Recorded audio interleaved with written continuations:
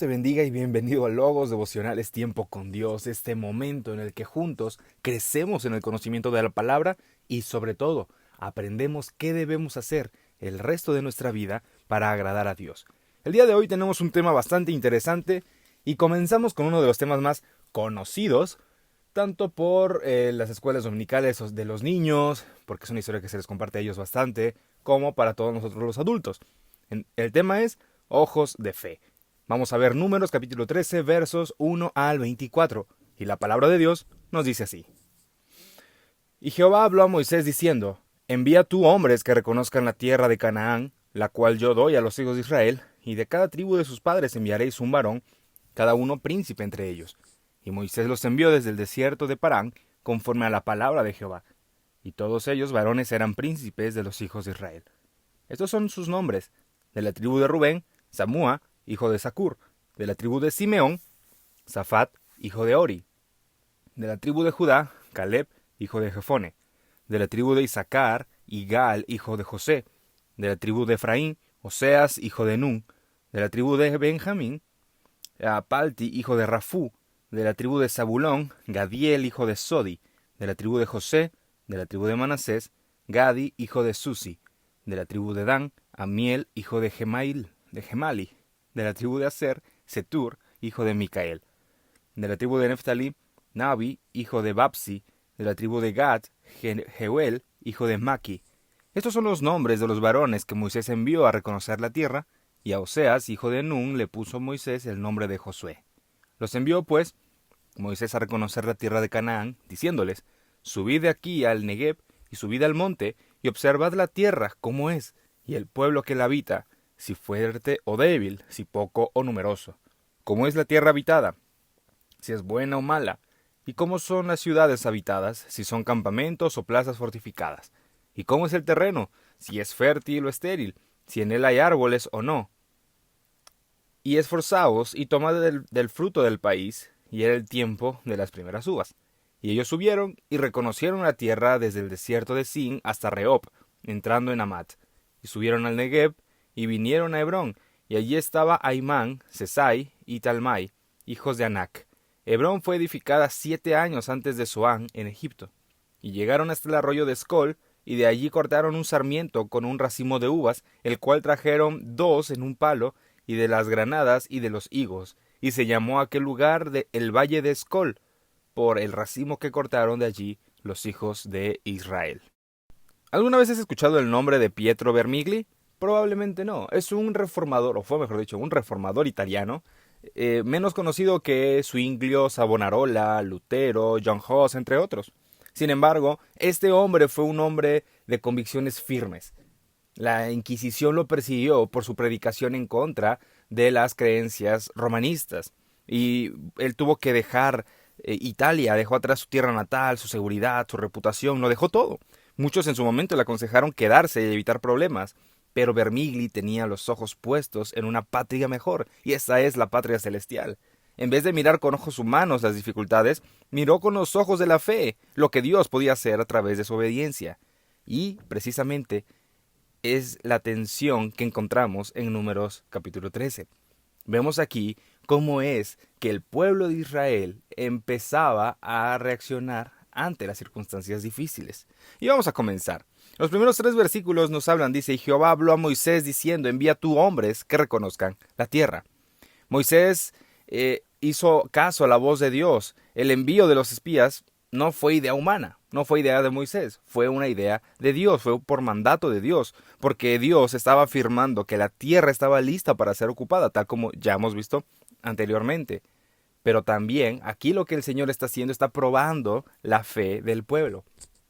El pueblo ya vio señales, el pueblo ya vio lo que puede hacer el Señor, incluso cuando lo hacen enojar. Amados hermanos, nosotros jamás debemos olvidar que Dios gobierna todas las cosas en su soberanía, pero no anula nuestra responsabilidad de caminar por fe. El pueblo ya había visto las señales de Dios, pero aún así ellos a veces decidían rechazar el mandato de Dios. Y ya vimos como hace poco que hubo consecuencias graves cada vez que ellos lo hacían. Esto nos enseña a nosotros que a veces podemos intentar rechazar el mandato de Dios, porque nos parece algo ilógico. De hecho, aquí lo que la cita bíblica nos está mandando nos está enseñando, perdón, es que el llamado a explorar no era parte para sembrar duda en el pueblo, sino para confirmar la fidelidad de Dios. El Señor puso este método para que ellos confirmaran que Él estaba cumpliendo sus promesas. Calvino decía, no hay lugar para la desconfianza donde Dios ha hablado, pero el pueblo de Israel no siempre lo vio así. Cuando tú y yo enfrentamos decisiones importantes como en dónde voy a trabajar, con quién me voy a casar, cómo voy a servir en el ministerio, en qué ministerio voy a servir, la pregunta que debemos hacernos es, ¿busco mi comodidad o busco mi seguridad o busco la voluntad de Dios? Amada iglesia, nosotros no debemos calcular nuestros pasos con temor, sino que debemos caminar con fe en el carácter fiel del Señor, que es lo que hemos estado viendo en todo este libro de Números. No debemos ver si me conviene, no me conviene mucho, no me siento seguro. Si es el llamado que el Señor te ha dado, entonces debemos cumplirlo porque el Señor es fiel. Aquí el pueblo estaba analizando lo que veía, pero Dios estaba queriendo mostrarles que Él va más allá de esto. A partir del versículo 4, la Biblia nos empieza a decir a quiénes mandó Moisés. Y nos menciona cada uno de los nombres. Si vas a tener hijos, aquí hay una lista de nombres de varones que bien te puede servir. Son nombres muy bonitos y algunos muy poco conocidos y comunes. Así que, bueno, ya. Ese es otro dato. Sin embargo, a partir del versículo 17 y 18 la Biblia dice, mirad cómo es la tierra y el pueblo que la habita. Esa era su labor, esa era su misión. Vayan y observen cómo es la tierra. Moisés le dio la instrucción detallada, observar el terreno, observar la fortaleza de las ciudades. ¿Habitan en tiendas o habitan en ciudades fortificadas?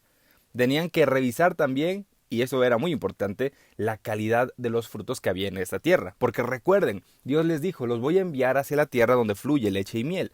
Esta es una forma de decir donde hay alimento próspero, o con prosperidad, vamos a verlo de esta manera. Sin embargo, todo parece aquí racional. Y todos podían decirlo, oh sí, vamos a hacer esto. Los espías dijeron, claro que sí, vamos a hacerlo. Pero el error sería interpretar los hechos sin incluir la promesa de Dios. ¿A qué me quiero referir? A que podemos hacer caso a la voz de Dios, al mandato de Dios. Pero si nosotros quitamos la mirada de que Dios está en control y Él nos mandó a esta labor, a esta misión, podemos caer, o mejor dicho, vamos a caer en el error de querer cuestionar a Dios. Amada iglesia, nuestra visión está nublada por el pecado. Solo a través de la palabra iluminada por el Espíritu Santo podemos interpretar correctamente la realidad. Y esto de hecho lo vamos a ver a más profundidad el día de mañana. El pueblo vio algo y lo interpretó, pero no lo interpretó de la forma correcta, lo interpretó en su humanidad. Olvidaron que Dios les mandó. Lutero decía, la fe no se basa en lo que ve, sino en lo que escucha de Dios. Nosotros no debemos pensar que lo que está sucediendo enfrente nuestro está fuera del alcance de Dios o está fuera del poder de Dios. Y como les digo, esto es un tema bastante amplio y se complementa con lo que veremos mañana. Ellos vieron y temieron. En lugar de decir, sí, Dios, esta es la promesa de Dios, en lugar de ver lo correcto, lo positivo, se hundieron en lo negativo.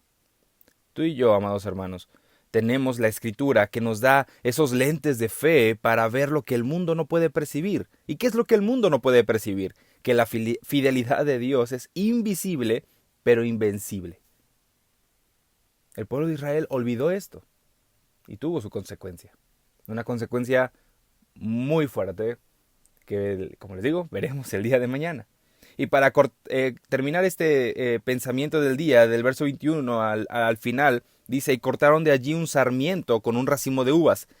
A pesar del temor que va a surgir después, en el relato, en la historia bíblica, mañana, el fruto de la tierra era evidente. ¿Y qué nos decía acerca del fruto de la tierra?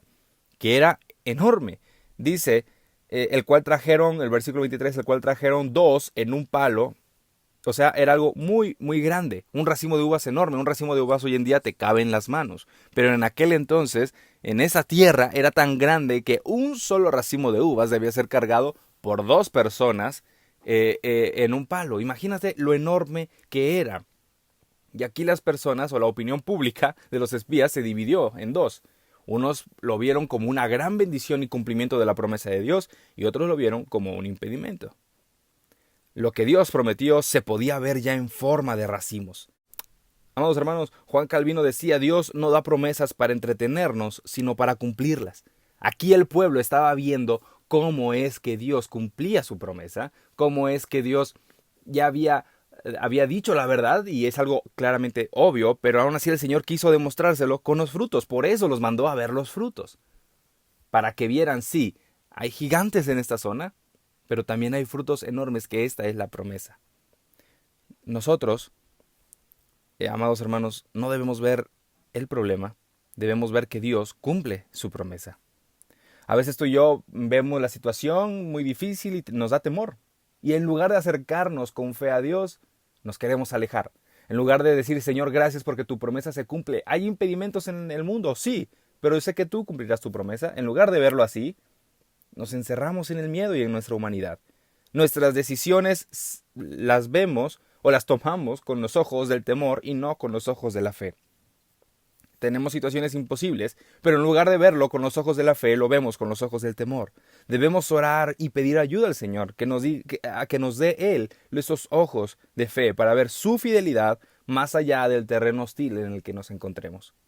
Amados hermanos, cada quien puede estar pasando o está pasando situaciones distintas, pero lo importante es ver que al frente hay un Dios que cumple sus promesas. Y su promesa más grande es que Él estará con nosotros hasta el fin del mundo, y que Él nos espera en la eternidad, para habitar con Él por siempre. Esa es nuestra ciudadanía. Así como Pietro Vermigli no fue un héroe, claro, por su visión estratégica o por su gran alcance, sino porque creyó en Dios. Él creyó en Dios. Y él sabía que Dios dirige los pasos de quienes le temen. Así tú y yo no debemos ser reconocidos por congregaciones con visiones estratégicas y un gran alcance, no. Debemos ser reconocidos porque somos congregaciones bíblicas, congregaciones que siguen a Dios, congregaciones que aman a Dios y obedecen a Dios, a través de lo que dice la Biblia. El día de mañana concluimos este tema, pero de verdad que lo que estamos a punto de ver es tanto doloroso como con mucho aprendizaje, así que no te pierdas el devocional del día de mañana. Que Dios te bendiga y Dios bendiga su palabra en nuestros corazones. Nos vemos pronto.